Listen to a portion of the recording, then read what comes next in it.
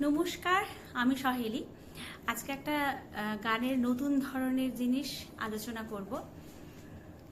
একতাল 12 মাত্রা সবাই আমরা জানি, কিন্তু একতাল দু রকমের হয়। একটা হচ্ছে দ্বিমাত্রিক একতাল, একটা হচ্ছে ত্রিমাত্রিক একতাল।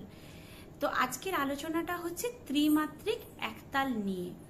দ্বিমাত্রিক একতাল আমরা সবাই জানি, ধিন ধিন ধাগে তিরিকেটে তুন্না কাত তা ধাগে তিরিকেটে ধিন না।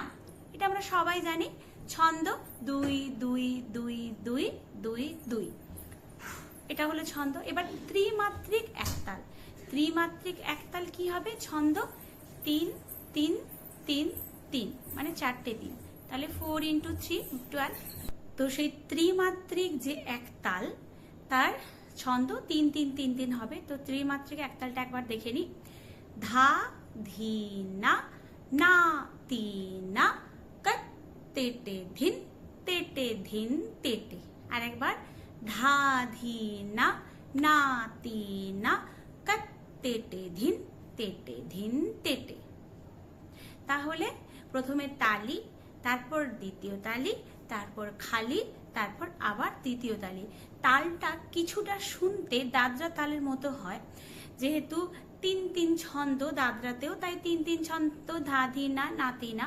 তো অনেক সময় রবীন্দ্রসঙ্গীত গাওয়ার ক্ষেত্রে আমাদের অনেক সময় ভুল হয়, আমরা বুঝতে পারি না এটা দাদরা তাল নাকি একতাল।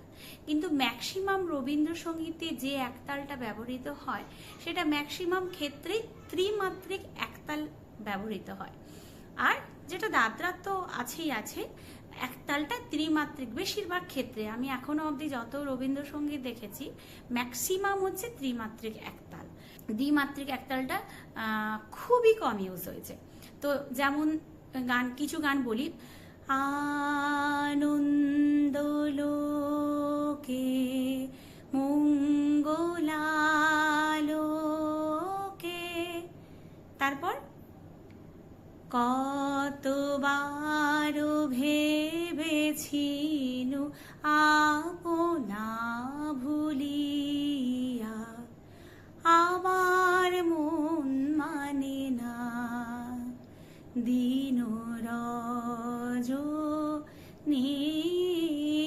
আমার মন মানে না, তুমি রবে নীরবে হৃদয়ে মম,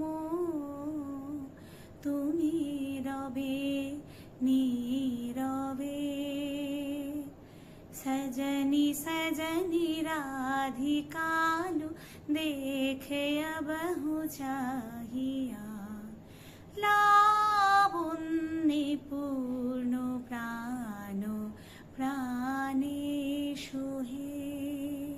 এগুলো সবই ত্রিমাত্রিক একতাল, মানে 1 2 3 1 2 3। অনেক সময় আমাদের ভুল হয়, আমরা হয়তো ভাবি যে এটা দাদরা তাল, কিন্তু নয়, এটা হচ্ছে ত্রিমাত্রিক একতাল।